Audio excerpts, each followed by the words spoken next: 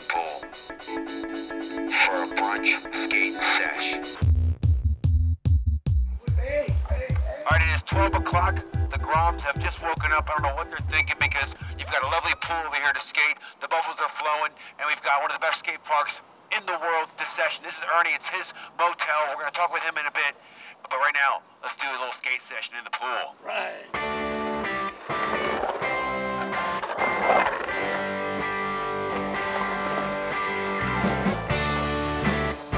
What's the story with your hotel and the pool? Well, the hotel has been open for 2 years.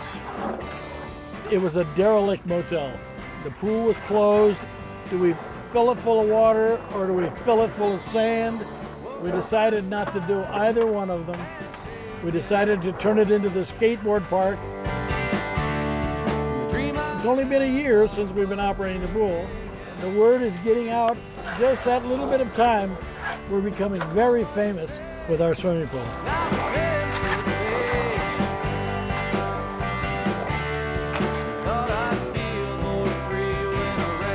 It's amazing. It's hard to skate for tight trainings, but it's good.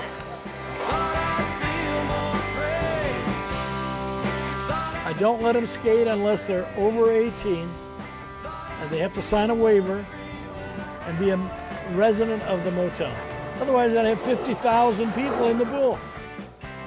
Luckily for us, Ernie bent the rules and let the whole crew ride his pool, thus making them the youngest ever to do so. You know, I'm really pleased with the way the pool has turned out. Yeah. And I'm glad to see the guys enjoy it. And I'm amazed at how nice this pool really is for skateboarding. After our brunch pool session, we had to hit the road for Corvallis. Ross's sister Dawn, who we hadn't seen for 2 years since her move to Canada, was making the 11-hour coach journey from Vancouver. Their meeting would be brief, so there was no way we could be late. I see my sister again for the first time in 2 years, so I'm looking forward to it.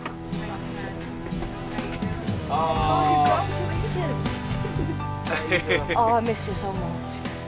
Look at the height of you. You're getting taller than me. Oh, your face has changed too. Yeah. Oh, God, I'm so happy for you. I'm gonna cry. What a magical moment. Two siblings reunited. Dawn joined us as we loaded up the mobile camper and went in search of a few street spots around Corvallis. Nothing could prepare me for what I was about to witness. We had spent most of our 3 weeks hitting up concrete skate parks, so the crew were well and truly ready for an all-out street assault.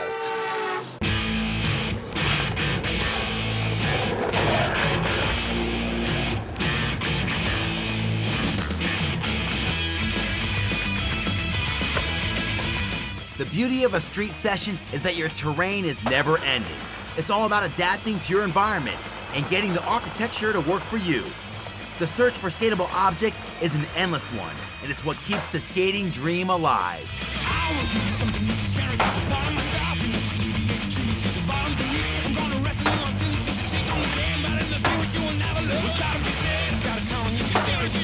Skating parks is amazing because I love transition. I love the way you can ride it without a care in the world. But like when I feel the street again, just feel the rough ground, it's just rural, feeling it again, enjoying it.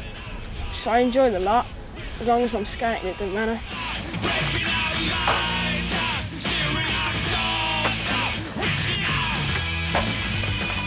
The Corvallis street session was probably the most productive skate that we had. I think it was probably because it was like the end of the tour and it was like, well, it doesn't really matter if you hurt yourself now, just try push it and get some stuff, and everyone did.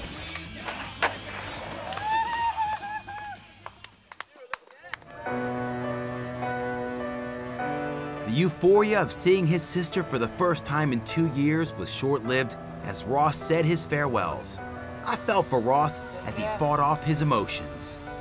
It was a mad feeling when watching her go as well. It was like I hadn't really seen her. It's like I wanted to spend more time with her.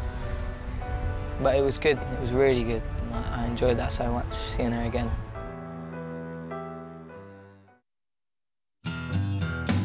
The following day was the last of our grueling 20-day tour, and it promised to be jam-packed full of action.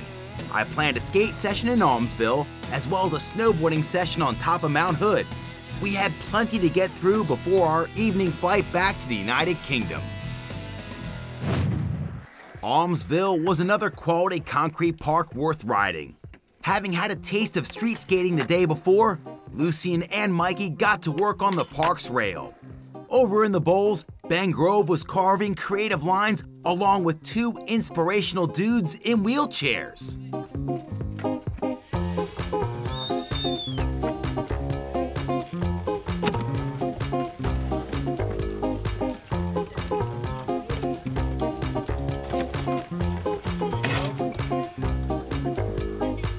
We're on a mission to spread the word about people that have spinal cord injuries, to reach out and touch people and let them know that life's not over. You know, you might be far from walking, but life rolls on. Skating may not be for somebody else in a wheelchair, but this might get them fired up to get outside of their house, because they're figured, well, if these guys are being accepted in wheelchairs, riding in skate parks, we might be able to do something and get interested in something also. It might fire somebody up and get them out of their confinement. That's what we're trying to do.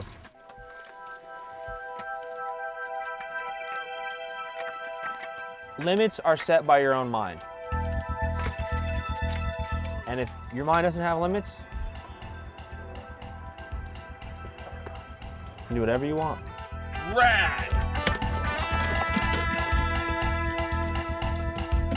And if you see us, cheer us on, because we're there just doing the same thing you're doing, trying to have fun, live our lives to the fullest. That was tight! Might be far from walking, but life rolls on.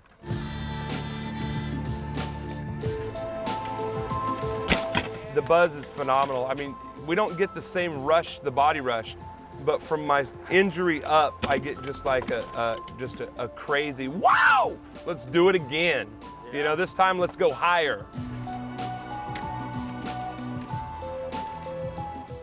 We could not do this without the skaters, there's no way. One guy could not handle all of us. Without the local skaters to help us out, we'd be out of luck. Yep.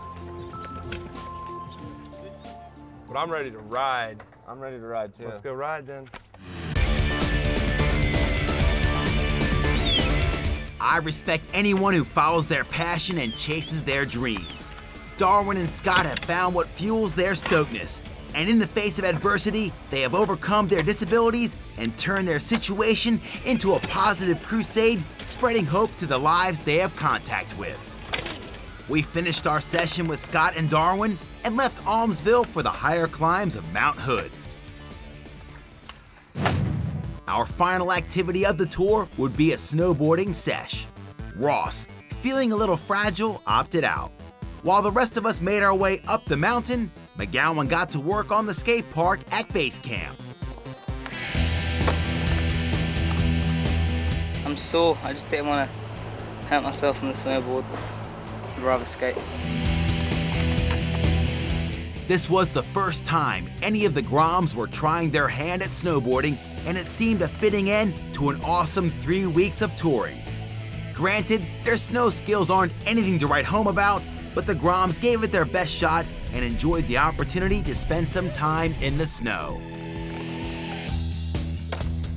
By the time we reached the bottom, the Groms were starting to get the hang of things. Unfortunately, we couldn't stick around for longer as we had a transatlantic flight to catch. But it did get me thinking, what about a snowboarding tour with the UK's up-and-coming Shred Dogs? What an interesting idea. As I watched my Groms playing in the snow, I realized just how much I would miss this crew and life on tour in general. That was it. Our 3 action-packed weeks across the 4 states of Colorado, Utah, Idaho, and Oregon had finally come to an end. We were all exhausted as we boarded Betty for the last time and drove west into the sunset for Portland's International Airport.